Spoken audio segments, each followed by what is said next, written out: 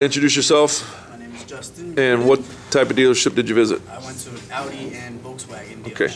Tell us about what happened from the greet. Well, I parked my car. Well, first I tried to find parking. I go to the customer parking area, and the customer parking lot is filled with new cars. Filled the whole thing. They got about 3 rows filled. Okay. So I had to drive around. I got a really big car, hard to maneuver. So I got to drive all the way around. I finally found one spot. Parked my car there. Took a little glance around the lot, not much. Then walked inside.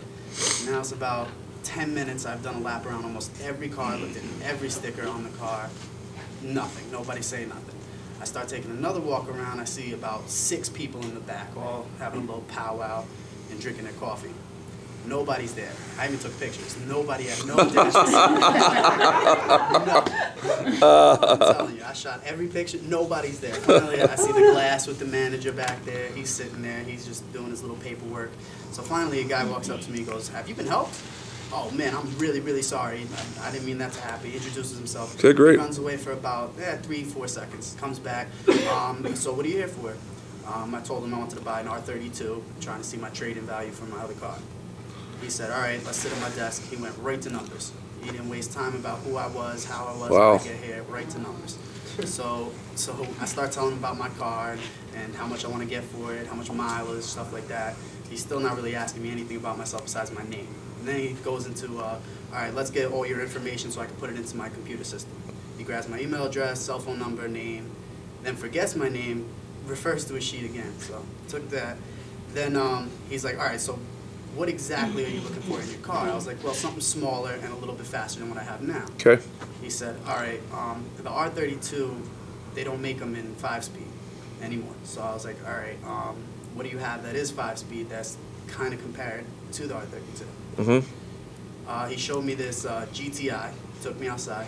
He didn't grab the keys for it, just took me outside, showed me the GTI, did a little walk around, said this is basically the car. I started telling him more about the car than he knew. And basically, I told him I got to get out of there soon because it was about 10:30ish. We took a little bit of a walk back. The manager comes out from the dealership. He walks all the way to where the GTI is, and this is a good like 50 yards away from the door. So he comes all the way out, says the car's worth $9 grand. That's it. Walks right back inside. Not one word to me, not eye contact, not nothing. So I'm like, all right. That was kind of just I don't want to buy from this manager kind of thing. Mm-hmm. The salesman was all right because eventually he started warming up. But we took a walk to the front. He told me more about it, more about everything he could do for me. He really didn't offer me anything for financing, payments, any help on the deal. Right. Nothing. He told me $9 grand for your car. This is how much you're gonna pay. This is how much we want down. This is what. And I was like, oh man.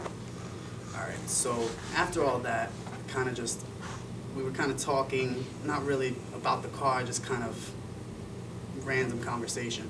And he was like, all right, so I know you got to get out of here. He shook my hand, gave me his business card at the end of the conversation, complete end, right before I left. Okay, let's stop right here for a second.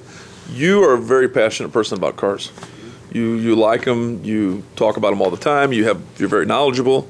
You went into there and everything there was just logical, right to numbers. Yeah. So at no point in time did your emotions get to here. All they had to do was get you behind the wheel of a car. They didn't even take the keys out. Right, and you would have, if you would have wanted that car bad enough, you would have done whatever it took and been committed enough. You said, here, I'm here for some numbers. I mean, you gave them right up front. So rather than, if somebody says, I'm here for numbers, and that's a buying signal, but don't shortcut. Because if they gave you the buying signals and you have a chance to sell something, sell the car. They didn't sell the car. Had you sold the car, the numbers doesn't make a difference because you've already taken mental ownership, right? All right. What would you have done different? Well, first of all, I would have greeted myself 10 minutes earlier. Sure. Properly. I would have talked more about the person. You know, I would have tried to get to know him a little bit more than just the numbers about his car and what he wants to get. Exactly. Where you figure out the person a little bit more, you can kind of see what they want to drive. Exactly. So, I mean, that's probably what I would And maybe have a few backup plans because maybe the one they came in here dead set on is not the one they drive home in. Yeah, and I definitely would have had a better manager appearance for sure. I'm telling Absolutely. you. Okay. Round of applause.